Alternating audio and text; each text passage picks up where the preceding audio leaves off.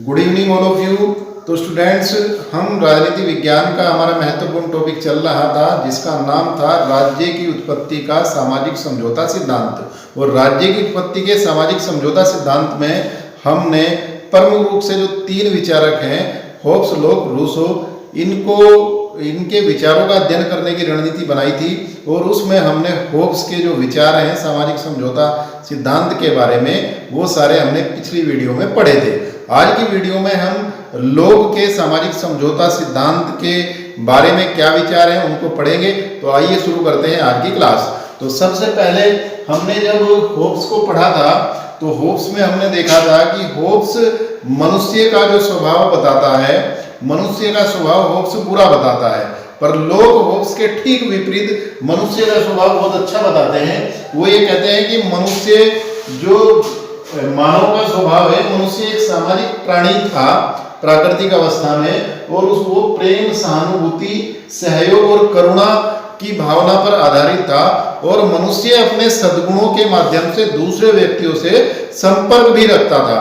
तो ये जो है लोग बताता है। यानी राज्य की उत्पत्ति कैसे हुई ये हम पढ़ रहे हैं। तो इसमें होब्स, लॉक, रूसो तीन प्रमुख विचारक हैं। इसमें होब्स का पढ़ा। लोक का जो है, लोक ये कहते हैं कि राज्य की उत्पत्ति से पहले एक प्राकृतिक अवस्था थी और उस प्राकृतिक अवस्था में मनुष्य का स्वभाव जो है लोग बहुत अच्छा बताते हैं।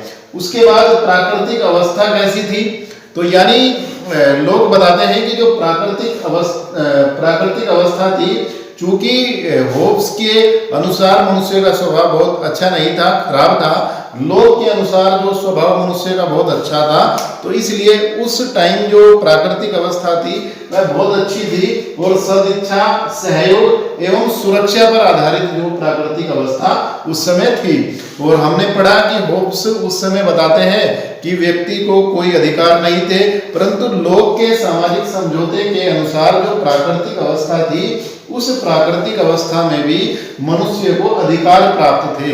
यानी मनुष्य को जीवन का अधिकार प्राप्त था, मनुष्य को स्वतंत्रता का अधिकार प्राप्त था, मनुष्य को संपत्ति का अधिकार प्राप्त था। और व्यक्ति एक दूसरे के अधिकारों का जो है आदर भी करते थे, एक दूसरे के अधिकारों का सम्मान भी करते थे। तो इस प्रकार लोक के अनुसार जो प्राकृतिक अवस्था थी वो सदिच्छा, सहयोग और सुरक्षा पर आधारित थी और उनको प्राकृतिक अधिकार भी प्राप्त थे प्रत्येक मनुष्य को, और मनुष्य एक दूसरे के प्राकृतिक अधिकारों का जो है सम्मान भी करते थे। उसके बाद जब ऐसी स्थिति थी, इतना सब कुछ था, बहुत अच्छा था, तो फिर उसके बाद समझौते का कारण क्या था। तो लोक के अनुसार जो समझौता हुआ उसके पीछे कुछ कारण थे। प्राकृतिक अवस्था में कुछ असुविधाएं हुई और उन असुविधाओं के कारण व्यक्तियों ने परस्पर समझौता किया और समझौते के द्वारा जो है राज्य का निर्माण किया। तो वो असुविधाएं क्या थी, जैसा मैंने बताया कि उस समय भी अधिकार प्राप्त थे, जीवन का अधिकार, स्वतंत्रता का अधिकार और संपत्ति का अधिकार। और अधिकारों के साथ साथ यानी सबको अधिकार प्राप्त थे, तो इसलिए एक कोई ऐसी व्यवस्था नहीं थी कि जो ये नियम बना सकती कि सबके लिए किस प्रकार के अधिकार प्राप्त है। नियम निर्माण करने के लिए कोई स्थायी व्यवस्था नहीं थी। दूसरा, उन नियमों को लागू करने की भी कोई व्यवस्था नहीं थी, कोई ऐसी सत्ता नहीं थी, ऐसी कोई शक्ति नहीं थी जो उन नियमों को लागू करवा सके। और तीसरा जो है कि उन नियमों की व्याख्या करने वाली भी कोई ऐसी सत्ता या शक्ति नहीं थी। यानी व्यक्तियों ने जो प्राकृतिक अधिकार थे, उन प्राकृतिक अधिकारों का अपने अनुसार जो है उनका विश्लेषण किया, अपने अनुसार उनको ढाला, अपने अनुसार जो जब उन्होंने ढालने का प्रयास किया तो फिर असुविधाएं हुई। यानी कुल मिलाकर नियमों की व्याख्या करने वाला, नियमों को लागू करने वाला, नियमों को निर्माण करने वाला कोई ऐसा व्यक्ति, ऐसी संस्था, ऐसी शक्ति नहीं थी, इसलिए असुविधाएं हुई। और इन असुविधाओं को दूर करने के लिए फिर जो है समझौता होता है, सामाजिक समझौता होता है। तो हमने होब्स के बारे में पढ़ा था कि उस समय एक समझौता होता है होब्स के अनुसार, पर जब हम लोग के सामाजिक समझौते को देखते हैं तो लोग के सामाजिक समझौते में कुछ विद्वानों का मानना है कि एक समझौता हुआ था, पर कुछ विद्वानों का मानना है 2 समझौते हुए थे। तो इसलिए लोग के हम 2 समझौते पढ़ेंगे। पहला समझौता जो हुआ, व्यक्तियों ने परस्पर मिलकर अपने जो अधिकार थे, अपने जीवन की और स्वतंत्रता थी, उनको बनाए रखने के लिए, उनकी सुरक्षा के लिए सबसे पहले परस्पर जो समझौता किया, उसके माध्यम से समाज का निर्माण किया। पहला समझौता ये हुआ। और दूसरे समझौता फिर जो है शासितों यानी जनता और शासक के बीच में हुआ। और जो शासक के बीच में समझौता हुआ तो जनता ने यानी शासितों ने शासक को ये अधिकार दिया कि आप हमारे लिए नियमों का निर्माण करो, नियमों को लागू करो और नियमों की व्याख्या करो। पर वो जो नियम कानून होंगे वो प्राकृतिक नियमों के अनुकूल होंगे। यानी कुल मिलाकर जो समझौते, दो समझौते हुए और दूसरे समझौते में भी जो शासक और शासितों के बीच समझौता हुआ, वो अपने स्वतंत्रता बरकरार रखने के लिए और उसको नियम बनाने, नियम को लागू करने और नियमों की, कानूनों की व्याख्या करने का अधिकार जो है शासक वर्ग को दिया गया। तो जो समझौते दो हुए, उसके बाद राज्य का स्वरूप, यानी समझौते के बाद जो राज्य बना वो राज्य कैसे बना। तो जो लोग कहते हैं कि राज्य जो बना वो व्यक्तियों के लिए एक साधन है। साध्य क्या है? व्यक्ति है, क्योंकि व्यक्ति का जीवन, व्यक्ति की स्वतंत्रता और व्यक्ति का संपत्ति की सुरक्षा, ये राज्य का दायित्व है। और राज्य एक साधन है, व्यक्ति साध्य है, ये जो है जो लोग कहते हैं। और राज्य का एक दायित्व है कि एक लोक कल्याणकारी राज्य की तरह कार्य करे, लोक कल्याण का कार्य करे और शांति व्यवस्था बनाए रखना जो है राज्य का कार्य है।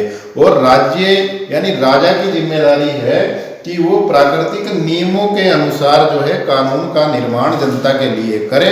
अगर वो प्राकृतिक नियमों के अनुसार कानूनों का निर्माण नहीं करता तो जनता को लोक ये अधिकार देता है कि ऐसी सरकार को बदलने का अधिकार जनता को है जो प्राकृतिक नियमों के विरुद्ध कानून बनाए। तो जनता फिर जो है दूसरी सरकार को ला सकती है। तो इस प्रकार लोक के समझौते के बाद जो राज्य बना, जो राज्य का स्वरूप था वो पूर्ण रूप से लोकतांत्रिक राज्य था, लोक कल्याणकारी राज्य था। तो आज की क्लास में हमने लोक का सामाजिक समझौते का सिद्धांत पढ़ा। यानी लोक के अनुसार मनुष्य का स्वभाव बहुत अच्छा था, जिसके अंतर्गत वो कहते हैं कि मनुष्य सामाजिक प्राणी था, जिसके अंदर प्रेम और सहानुभूति से वो आपस में सहयोग की भावना से प्राकृतिक अवस्था में रहता था। और प्राकृतिक अवस्था में चूंकि मनुष्य सामाजिक प्राणी था, मनुष्य विवेकशील भी था, इसलिए वो सदिच्छा और सहयोग और सुरक्षा की भावना से रहता था। और उस अवस्था में मनुष्यों को प्राकृतिक अधिकार भी प्राप्त थे, जिनमें जीवन का अधिकार, स्वतंत्रता का अधिकार और संपत्ति का अधिकार। और एक दूसरे के लिए जो व्यक्ति थे वो उनके अधिकारों का एक तरीके से सम्मान भी करते थे, उनका आदर भी करते थे। और उसके बाद फिर जब इतनी अच्छी स्थिति थी तो फिर समझौते की क्या आवश्यकता पड़ी। तो वो कहते हैं कि उस प्राकृतिक अवस्था में कुछ असुविधाएं हुई, क्योंकि उस समय नियमों का निर्माण करने वाला कोई नहीं था, नियमों को लागू करने वाला भी कोई नहीं था और नियमों की कोई व्याख्या करने वाला भी नहीं था। इस कारण असुविधाएं पैदा हुई और उन असुविधाओं को दूर करने के लिए दो सामाजिक समझौते हुए। एक के माध्यम से समाज का निर्माण हुआ, दूसरे के माध्यम से फिर राज्य का निर्माण हुआ। और जो राज्य बना वह राज्य लोकतांत्रिक, लोक कल्याणकारी राज्य था, जिसका कार्य शांति एवं सुरक्षा बनाने के साथ साथ लोक कल्याण करना था। तो ये लोक का सामाजिक समझौते का सिद्धांत।